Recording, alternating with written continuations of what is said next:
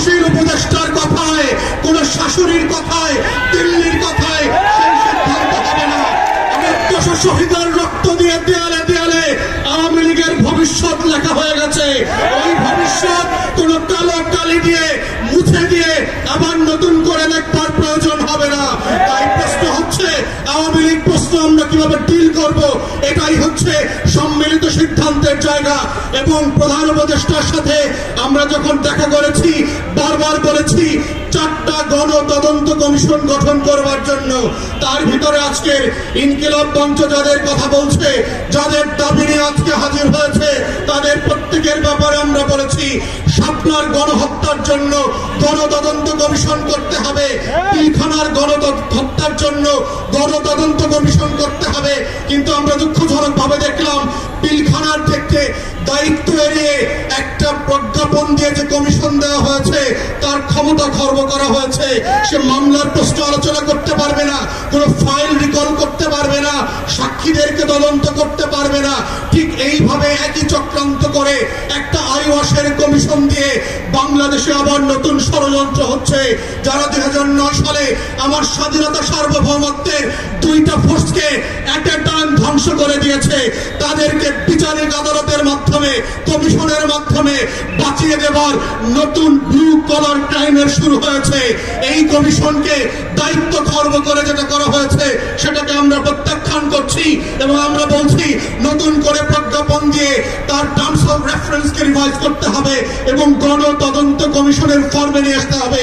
আমরা তৃতীয় বলেছিলাম বাংলাদেশে গুম খুন আয়নাঘর থেকে শুরু করে গত 16 বছরে যেই রাষ্ট্রীয় মদদে খুন খারাপির রাজত্ব কায়েম করা হয়েছিল সেটার জন্য গণতদন্ত কমিশন করতে হবে। ঠিক একইভাবে দেখলাম একটা গুম কমিশন করা হয়েছে যার ক্ষমতা নয়, যাকে অযোগ্য লোক দেওয়া হয়েছে, পাবলিকলি সাফিসিয়েন্টলি ম্যান পাওয়ার দেওয়া হয় নাই। গণতদন্তের যে ফর্ম আমরা বলেছি যে কাঠামো প্রস্তাব করেছিলাম সেই কাঠামো পর্যন্ত দেওয়া হয় নাই। ঠিক একইভাবে প্রধান উপদেষ্টাকে আমরা বলেছিলাম জুলাই আগস্টের গণ অভ্যুত্থানকে ঘিরে একটা গণতদন্ত কমিশন করেন এবং আমরা এটার ফরম্যাট পর্যন্ত একাধিক উপদেষ্টাকে দিয়েছি। আমেরিকার কংগ্রেশনাল হিয়ারিং এর মডেলে, সিনেট হিয়ারিং এর মডেলে, ব্রিটিশ এবং ইউরোপিয়ান পার্লামেন্টগুলোতে যেভাবে উন্মুক্ত শুনানি হয় সেই শুনানির মডেলে করে সেইখানে গণতদন্ত কমিশন হতে হবে।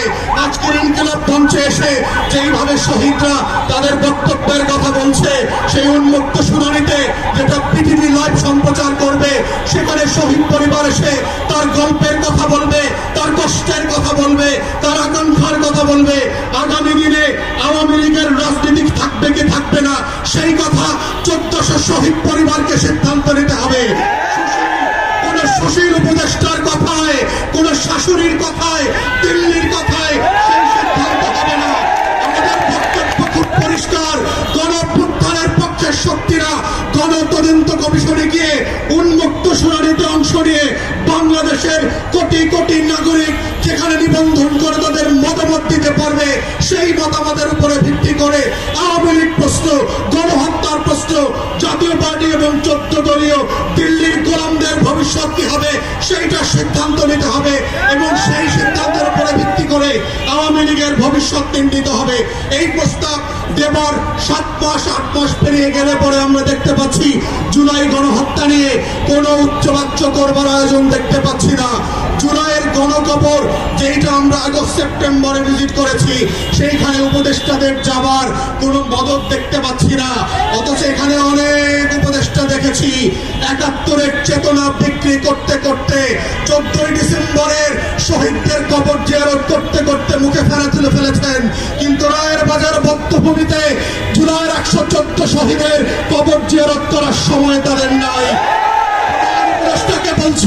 প্রধান উপদেষ্টাকে বলছি এই শহীদরা না থাকলে প্রফেসর মোহাম্মদ ইউনূস আপনি আজকে জেলে থাকতেন। 6 তলার বিল্ডিং, লিফট ছাড়া, বিদ্যুৎ ছাড়া বিল্ডিং এর 6 তলায় হাসিনা আপনাকে উঠবস করাইতো, সেইগুলোর কথা ভুলে যাবেন না। আপনার মামলাগুলো আজকে আদালত দিয়ে নাই করে দিয়েছেন। এই নাই করার রাজনীতি হইতো না, আপনার মামলা চলতো। যাদের কারণে, যাদের রক্তের কারণে আজকে আপনি বেকসুর খালাস, যাদের রক্তের কারণে আপনি প্রধান উপদেষ্টা হয়েছেন, তাদের রক্তের বদলা যদি না নেন আপনাকে আগামী দিনের মানুষ ক্ষমা করবে না।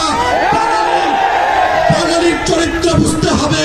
তারা প্যারিস থেকে এসে এদের নায়ক যেভাবে বানাইতে পারে, তারা মির্জাফরের মতো খলনায়ক বানাইতে পারে। রক্ত দেওয়া শহীদ পরিবারের এই ইতিহাস ভুলে যাবেন না।